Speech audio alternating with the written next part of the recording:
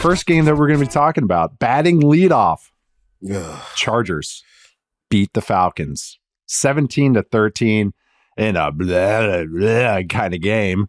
Whenever I was watching it and on review, just a wonky game.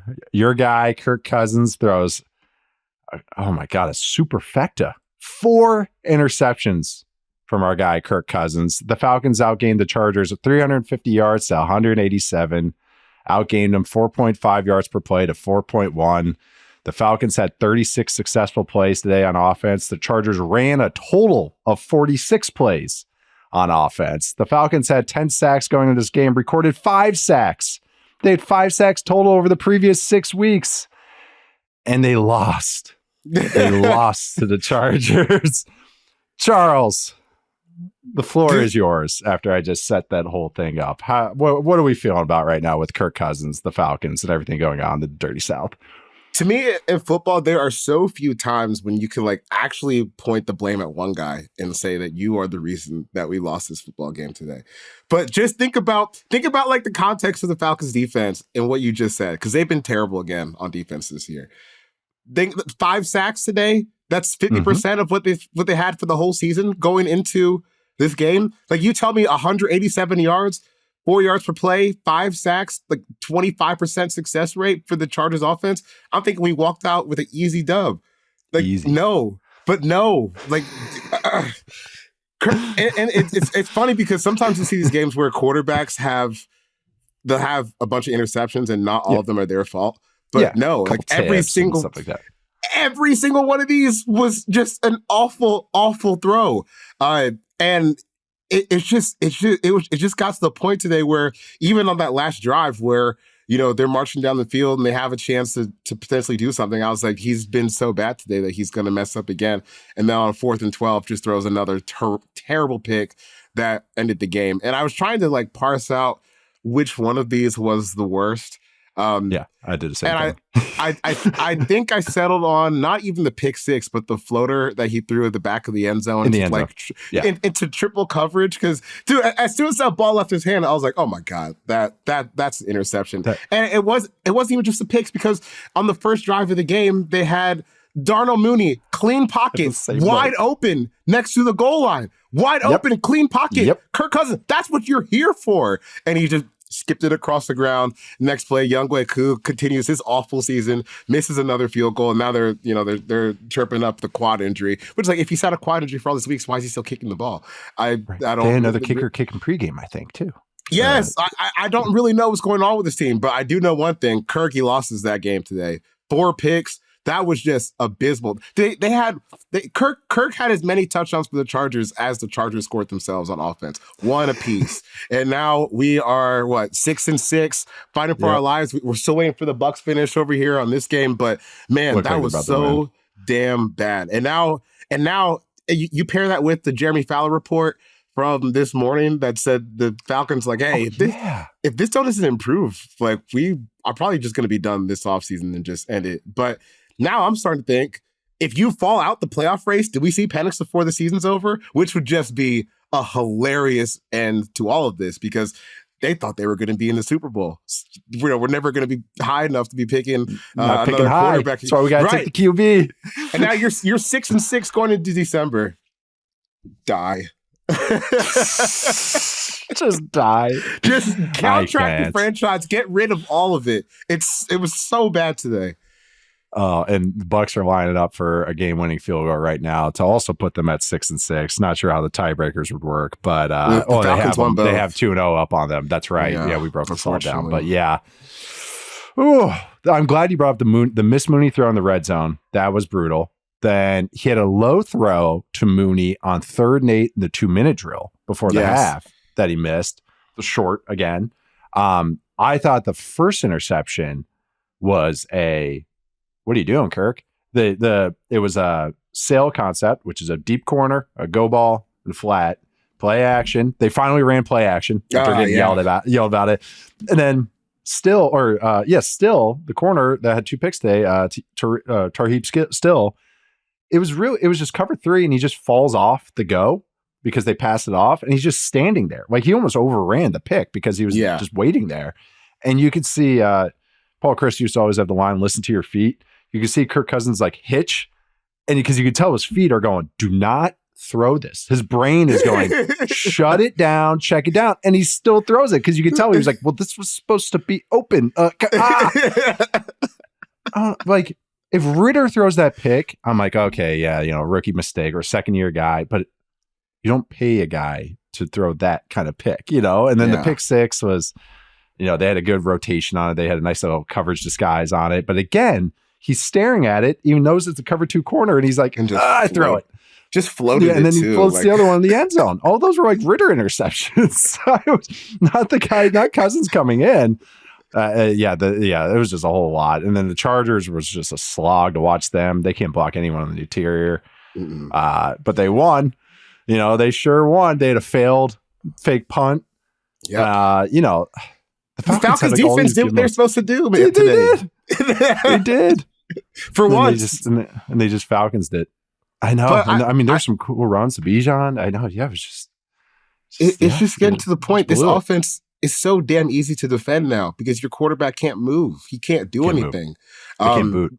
I mean, dude, think about all you could do with Bijan and Tyler Algier if you could just move the pocket a little bit, or how much more explosive like they would be. Like, I feel like every week I gain more appreciation for the work that the Falcons run game and O-line has done, because you're just dealing with static like every single play. You're not getting much help because your quarterback can't move. So like the idea that even today, like they could just stand firm in pass protection for most of the game, it's kind of admirable. But then your quarterback is just pissing the game away. Yeah.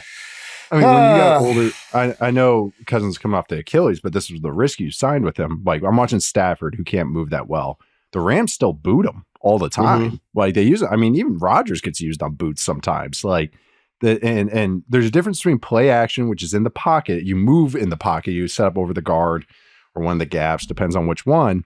And then there's bootlegs. And that's what is like missing. They're just these bootlegs with this offense. And that's what you're supposed to be setting up, and it's supposed to be the change ups, and it's supposed to help everything else out. So yeah, 6-6 Falcons. Who they have next week?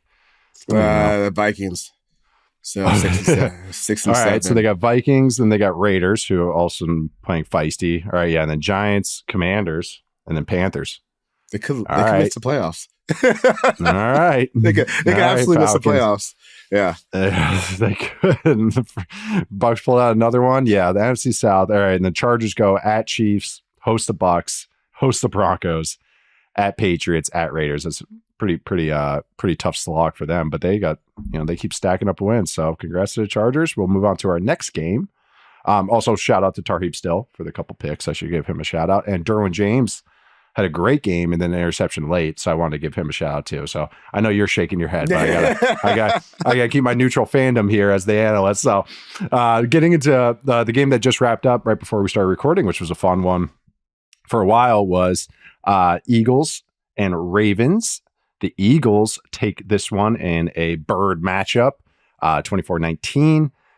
Yeah, this was, you could see Saquon Barkley taking over in that fourth quarter. That was kind of my first takeaway on this game. Seeing that last touchdown that sealed the game, they ran a nice little dart play, which is tackle pull. Jordan Mailata pulling, and I love that they're using that play because they run so much spread formations. It's a good run there. Barkley finished with over 100 yards. They only threw the ball 6 times in the second half, only dropped back 6 times in the whole second half. Hurts went 2 of 5 with 1 sack and 1 successful play. It was a 3rd and 7 crosser. Barkley in the fourth quarter, they had 15 runs total, including Hurts. 7 of them were successful. Only 2 passes in the whole fourth quarter. They just pounded the rock. Eagles' average distance to go on third down was 5.7 yards. Like, this was, they were having their way. And this is a tough Ravens defense, at least the front 7, to run the ball. So they are able to win this way, and the Eagles defense kicked some butt too. But watching this one, this was a pretty good one. This was a slugfest. What were your takeaways from this one, Chuck? I kind of feel like the Eagles won the game the way the Ravens wish they could have been able to win the game. Just being able to just kind of bulldoze them at the end of the game. Because even like Jalen Hurts had some nice runs on the drive where Barkley had the long touchdown run that pretty much killed it. So, and especially just to be able to walk down like one of the arguably or probably the best run defense in football. Because even tonight they still had some good stuff from Saquon, but just as the game went on, just got worn down over and over and over again. And when you didn't get much help from their offense, which is probably a problem. I'm not sure like how concerned I am about the Ravens offense just yet, because this is a tough defense to play. And like they were in scoring position a lot today, like, or at least within field goal range. And, Justin Tucker, I don't really know what's going on there, but he just hasn't been good at all this year. There's no like sugarcoating it. He's just been awful. And they're kind of in a weird spot where the kicker is also a beloved franchise legend. So you don't, I mean, I would just going into the season going like, yeah, we're getting rid of Justin Tucker. Right. And now it's like, dude, you could have won this game if he was hitting some of his kicks, or at least be in a position to go ahead at the end of the game. So that's a tough draw for them to have to deal with that. I mean, personally, I would just say, man, this has been great, but like you're still a kicker at the end of the day. If you're not going to hit these, what are you here for? You don't do anything else. I know it's a tough one, but they need to at least start, making some moves, because if they get into the playoffs with this situation, he's already shown that he can't be counted upon, even though they continue to trot him out. So like, do you just start going for it on fourth down every time? That's not really a stable way to live. And they're just not squeezing as much as they could from this offense. But you still got to give the Eagles defense credit today. I think this is probably one of the lowest, maybe the Steelers game, but lowest success rates that the Ravens have had on offense this year, 38%. They had 37% rush success rate, which is pretty low for them. They were able to like move the ball at times, but I think in the second half, it just got really muddied up and it's tough for them because really not even the second half. I felt like maybe from like the first quarter on, they just would kind of get into a groove and then they would get stuck. And then, the Eagles just kind of won that battle of attrition at the end of the day. So that's a bad one to lose, especially with the Steelers picking up a big win in Cincy. Now, like, you actually are probably a wild card team moving forward, which is not where you want it to be. But I can't quit this team just yet. That was a bad loss, but I'm not fully out on them. And I actually thought their defense did nice things. Like, they made it tough too. Like, especially third down, they're really doing some cool stuff and doing well. The Ravens, I mean, but the Justin Tucker thing, Seth Walder from ESPN, Justin Tucker he had a tweet, is now in bottom 5 in field goals made over expectation this season. So he's essentially the Younghoe Koo's third worst. So he's the 5th worst kicker, not a total game changing, needle moving kicker that he was. That's a huge drop off. But no, the Eagles. I'm glad you brought up the Steelers or the success rate thing, because I was looking at the same thing, and it was the lowest yards per play that the Ravens have had in a game this season, 4.7. Their next lowest was 5.3. Lowest net yards per pass for Lamar. It was just the Eagles just make it tough. All right, that's the whole Fangio defense. All right, you got to be good 30 something times. You can't, they're not gonna make it easy for you. You're not gonna get the explosives. Like, even the Zay Flowers gain that he had early near the sideline, it was a big explosive play for the Ravens. It was completely out of structure, and they showed the overhead view, and the coverage was just perfect on the play. And then Lamar was Lamar, and Zay Flowers was Zay Flowers. Yeah. But that's what they do. They make you have to be superheroes or have an exquisite game plan that you have to execute. But their defensive line's playing well. Cooper DeJean is freaking giving tombstones to Derrick Henry. That was awesome. I mean, that was awesome. It was a great hit. I mean, this Eagles team is just really good. Like, it's a really complete team. Like, some passing stuff on third down, like, yeah, they're gonna have some limitations, but like, they do so much well. They can run it on anybody and they can play defense against anybody. And then they have an explosive passing game. That's the formula for the playoffs. So, and what they're adding offensively, just the little layers. I mentioned that dart play, some stuff that they're figuring out. Not doing, like, even Hurts's runs are a little bit more streamlined. And you shouted out that, like, he had some nice runs, and he looks quicker on those. Yeah. Like, he's getting upfield. He looks more decisive, I think maybe is the best word I should put it. Like, where he's like, all right, I'm getting this, and then I'm either getting down, running out of bounds, or doing this, as opposed to when Hurts has to really, those wheels are turning. That's not how you want him to play. He's a forceful guy, so you want him to be direct with everything. So you're watching, and especially in the second half, look more direct, and Eagles are rolling. It's a really, really good team. And I'm with you that I think the Ravens feel like a good wild card team.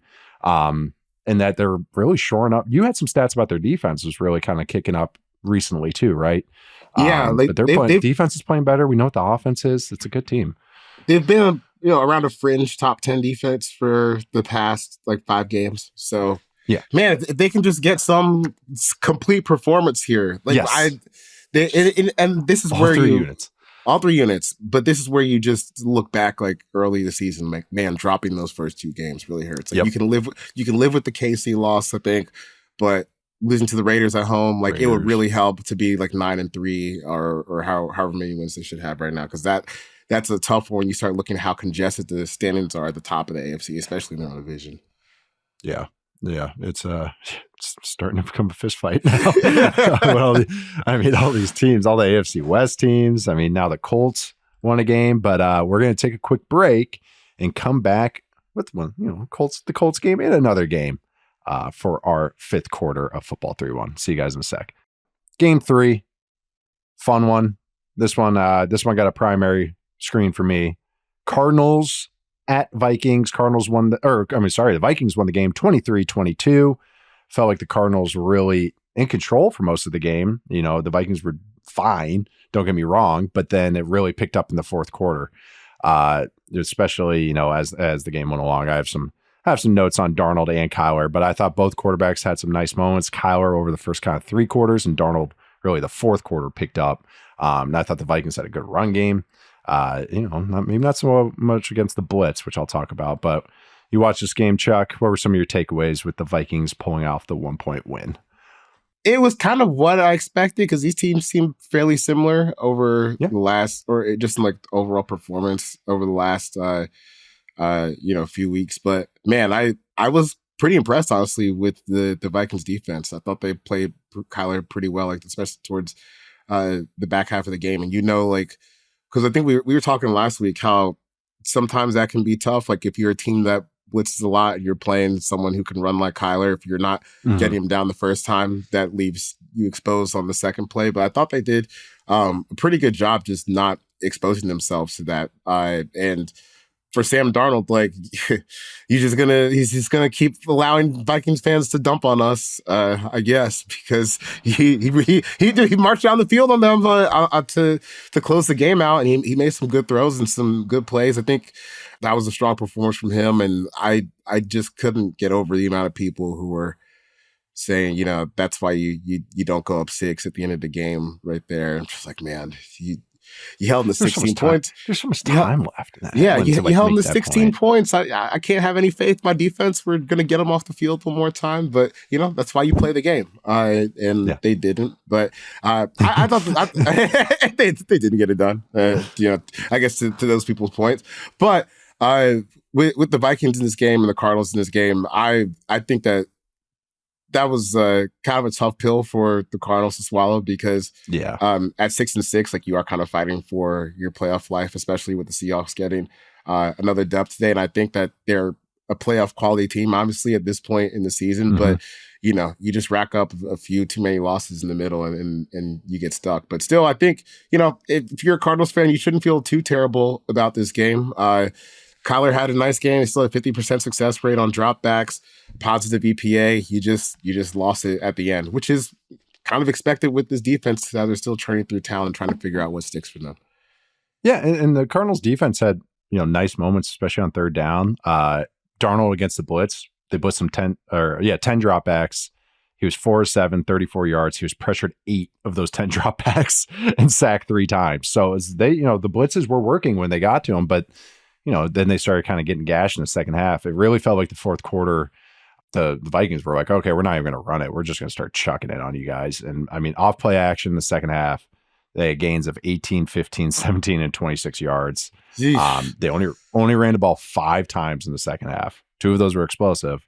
80% pass rate in the second half. Like they figured out, okay, we're done with the runs. We're just going to try and gash you down the field. And they got Jefferson going a little bit. Yeah, and Darnold got hot. Like at the beginning of the 4th quarter is like when he really started picking up. I felt like he got in the first half, some of those blitzes got him because the Cardinals do so much funkiness on the back end with the blitzes. So it's like This looks like cover 0. Oh, it's cover 2. And so you could see him kind of double clutching and take a sack early. In the second half, it felt like they just wad stuff up. They had better answers. And then Kyler ended up with those 2 picks, but like one of them was an arm punt, third and long. And then the last one was for the ball game, he underthrows it a little bit. But like you said, I thought Kyler had a great game for the most part, or a really good game, I should say. But Kyler had more dropbacks and pass attempts against the blitz today than he did against non-blitzes. He had 23 passes against the blitz, 22 passes against non-blitzes, which I always just love when you go against the Vikings, that like these stats, sometimes usually it's like 5 pass attempts or 7 or 8. Nope, 23 pass attempts, pressured 13 times on those 23 pass attempts. Only sacked once, but then, one of the picks late were both on picks, or I'm sorry, both against the blitz. I thought this just was an interesting game. I thought there's some really cool scheme stuff. I'm excited to review this one, all 22 wise. Thought there's some good quarterback play. I did want to highlight too, just how well coached both of these teams are, but the Cardinals at the end of the half, and just like the contrast to like what happened with the Bears. The end of the half, they just did a little sequence. How they used the timeouts was great. And then they were setting up a field goal. They hit one to Trey McBride. Kyler hits Trey McBride. He's worried to get the ball to the refs. Kyler goes to spike it. He lets it trickle down to 3 seconds. Then the receivers just fire off the ball in case he runs like a fake spike. And I was like, look at this. They have layers when they're spiking the ball. Meanwhile, you watch the Bears last Thursday, who just like didn't know what to do for 32 seconds. It's just like, man, this is just the contrast of feelings with these teams that played each other just even a few weeks ago. So I just kind of had to highlight. I thought the Cardinals had some cool bootleg stuff the whole game, but the Vikings had some really, really good play action stuff, and Darnold executed 4 explosive passes. Yeah, it was a classic Darnold game. Gave you a couple chances early, and then at the end just got hot. And when he gets hot, he can throw some S-tier throws in there. So yeah, I thought this was a good one. The fourth quarter, I was just looking at it. Justin Jefferson, Jordan Addison combined for 6 catches, 99 yards. They both had over 3.4 yards per route run, and Justin Jefferson had 1.05 EPA per target in the fourth quarter. So yeah, that's how nasty it got. And it was just like, it was methodical too. It was like a dig, a deep curl. It was like real big boy routes, of course, because that's what he runs. So I know the Vikings offense, when it clicks, it's so much fun because, I mean, the run game was really good today. They just didn't need to. Like, they were just like, okay, let's just start airing it out. Like, all right, as long as we don't, some of these third down blitzes, we block them off, we're going to chuck it. So yeah, I thought this game was fun, but Vikings come up with another win. Moving on to the next game, Colts at Patriots. Colts win this one by 1 point. This was, we had Drake May was chucking it and running it. Yeah, he was chucking it this game. And then Anthony Richardson had a good early drive and then a real good late drive with a long Colts game-winning drive where they went for 2, which is awesome. But this game was kind of a wacky game. There's some terrible refereeing in this game, some terrible spots throughout it. But what'd you think about this one with Anthony Richardson and the Colts coming out on top? One, awesome by striking at the end. Just go for 2. Yeah. Like, dude, you guys have slogged through this season. Just go and get a win. Especially when the production has been so inconsistent for your offense. Do you really want to go out there for another quarter and try it out? Probably not. Right. Just go for the win. Quit while you're ahead. Just quit. You got a chance to end it right there. How much works? The most inconsistent moments of brilliance in this offense. And then just some plays where they look like they've never practiced. And it's what happens. That's a bunch of young players that are inconsistent. But man, then they put together this beautiful drive to win the game, which still had drops, by the way, by A.D. Mitchell and Kylan Granson. So yeah. Sorry to cut you off, but it was, quit while you're ahead and just win the game. It was just another one of those games where I feel like I'm a crazy person when I tell people, Anthony Richardson really wasn't as bad as like the numbers look again. Because I don't think it was quite as bad as last week against the Lions, but they did have some drops. They had some miscues, and you get to the end of the game. I think our buddy Seth Galino was saying in our group chat earlier today that he had, placed a bet on something like Anthony Richardson's over for his passing yards. The number was so low, and he still barely got over 100 yards today. I'm like, oh my god, dude! And I'm watching parts of the games, and I'm seeing him make plays that look incredible, and I'm seeing some drops there. And I know he's not it's not a complete picture with him. He's obviously still got his own things that he can improve on. But man, it's just not as quite as bad as the numbers look. And I think it's even funny when you look at EPA per dropback. He had, even though he had 25 dropbacks, 109 passing yards, 2 touchdowns, 2 picks. When you look at the EPA per dropback, it's like just slightly below average. You know, he finished at negative 0.08 for the day. So you were almost at a neutral impact, just production wise, and that's not even counting all of the slop that happens every time the Colts seem to step on the field. So I'm still here. I'm encouraged. 44% success rate on dropbacks. Again, it's really not that bad, but outshined by Drake May today for sure, who was just, I thought he was just awesome. Like even in a losing performance, Drake was fantastic today. Yeah, I didn't think he missed 2 throws, and both of them are. That's the thing when a guy misses a throw and it's like, misplaces a throw. It's like, was that understandable? Was it just a true miss? Sometimes Richardson has ones where he misses by 15 yards, and you're like, But like May had 2 throws he missed. One was a slant, where I think he thought the guy was going to settle, and then I understood what he was doing, and then another one to Jalen Polk where he was sitting over the middle, and he was like kind of unraveling. And it's like the classic where the quarterback thinks the receiver's sitting in the hole. Receiver thinks that he has to move out of the hole and just throws it behind him.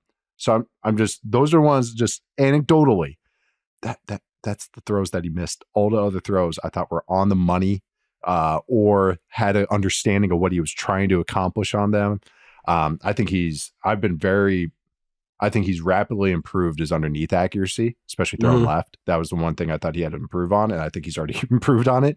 How he is on third down. You can see his scrambling. I mean, his feel for getting rid of the ball when he's under pressure is great. I mean, both of these guys. I mean, Richardson didn't take a sack today, and then May took 4 sacks, but some of them were just like him, just like, whatever, third down where he has to get rid of the play. But I just think their sack mitigation is so good. But yeah, I thought this was a really efficient game. After last week where May had some, he had some rookie moments, I thought last week, where maybe didn't pull the trigger on some throws, but I still thought he had some nice moments. Rick and Morty moments? Did you say Rick and Morty moments? I don't think so. Maybe I did. I was about to say that. I thought you said Rick and Morty moments. I don't know. What does that mean? I don't know, Chuck. I don't know. He threw it. He tried to throw it. He tried to get rid of it, Rick, and I understand what he was trying to do there. No idea how that sounds. Oh, geez, Rick. Rick. I was just trying to throw it in between his 2 safeties, Rick. I don't know what Rick. Now I wish I could rewind, because that goes before you said a Ricky and Morty moment. But now we got to think what Rick and Morty plays are. I don't know. Yeah. It's just an geez play. Geez, Rick. I was just trying to give it a chance. Like 6 Ravens dropbacks a game, probably. Yeah. But no, it was. I actually thought the Patriots offense had some real nice moments. The O-line has become a meme though, where I know they get all these holdings, but now the refs look for it, and I can tell. Like they get no leeway. Like it's just like, that looks like a hold. Yeah, it has to be a hold. Like I'm watching these games, they got bad spots, so I just had to say that too, because I did notice that. But I thought it was encouraging from Richardson, especially how the game ended. It's just all about consistency with him. We know the flashes, so like seeing him just coming back from bad plays, where a guy dropped it or something, not just like hanging his head. He didn't have a big third down run on that last drive. He's not botching the snap. He's not bumbling off a guy's leg. Like, those little things are adding up, even with a bunch of offensive linemen the Colts had out. I think they're on their 3rd string center. They had a whole bunch of just patchwork guys at offensive line. So yeah, the Colts are still in it. Also, last thing, sorry. Gus Bradley also had no idea what was going on at the end of the game, that the Patriots were trying to set up a long field goal for Joey Sly, who also called out his holder, by the way, threw his holder under the bus on his field goal. Joey, that was a terrible kick. That was not the hold. I watched it. But Gus Bradley had no idea what the Patriots were trying to do. This guy was a head coach, and this guy's been a defense coordinator for like so long, and he thought it was like Hail Mary attempts. So the Patriots just kept hitting these little ones to Hunter Henry to set up like a 60-something yarder, and was like, Gus, what are you doing, man? And then like you see them rallying up at the end trying to figure it out. But yeah, sorry, just had I don't know if that's a shout out. It's the opposite of a shout out to Gus Bradley there. No, it is baffling though when you see like these guys who have been in the league for so long and they just lose their brains and like bro, how many times has he been in that exact scenario as a head coach or a defensive coordinator? 100 times? Like, come on, wake up. Practice, watching other games. I know, mental reps that you take. Yeah. All right, well, we are going to take one last break, and then we're going to wrap up with Seahawks Jets, and that'll be it for the fifth quarter. All right, last game here. Game 5. We got Seahawks Jets. Seahawks win this game 26-21. That score does not do this game service, not because it was a great game with brilliant football being played. There were some nice, cool moments, but because just a lot of happened in this game. Let's just start with I mentioned that the Harbaughs had an interesting day on special teams today. Well, that was Jim with the fake punt. Then we had John with Justin Tucker's situation. Then we got Jay Harbaugh, who's a special teams coach for the Seahawks. Seahawks had, first they blocked an extra point, then they fumbled a kickoff return, then they let up a return touchdown, then they blocked the extra point, then they got the extra point blocked after a pick 6, and then they allowed another return to near midfield. And that pick 6, by the way, was Leonard Williams, 315-pound Leonard Williams, give or take, as a hot dropper, hitting 17.84 miles an hour. Dude, he was moving. Pick 6, fastest by a defensive tackle as a ball carrier in over 5 seasons, according to Next Gen Stats. 17.84 miles an hour. Yeah, Did you see what he said after the game about that play? No. He said when he got to the 50-yard line, he was looking for someone to pitch the ball to because he was too tired to keep running. I love that. But I love it too. He's honest. Very honest. Very honest. Most of those guys act. I mean, what's his face? Saunders for the Saints when he had that one against the Chiefs. He was like, "No, I want to play quarterback now." Like, no, Leonard Williams was like, "No, I know what I am. I know exactly what I am." Yeah.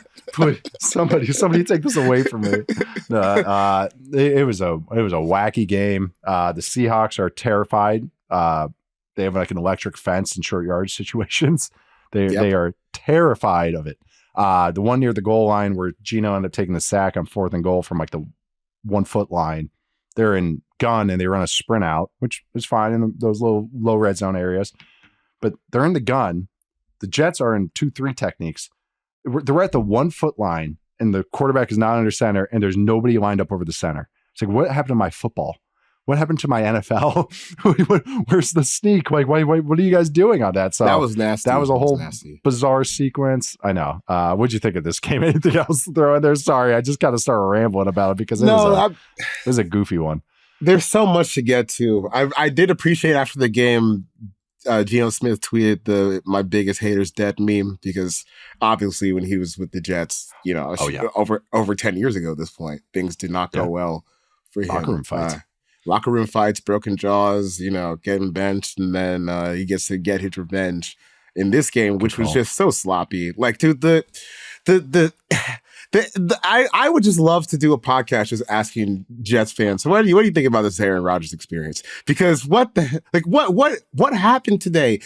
So I remember when I went to the Jets Colts game a few weeks ago, I couldn't believe like how conservative a passer he'd become, where like he doesn't want to throw anything that's further than like 2 or 3 yards down the field, which is, dude, you guys aren't good enough to operate like that. No team is really. It's pretty tough. Maybe Kansas City, you guys obviously aren't that, but they just ended up in so many horrible like down and distances that they just can't recover from. To be fair, like the Seahawks defense is improving. Like there's probably not a team where you just want to live like in super long down and distances. I have a stat that might break your brain a little bit from this game.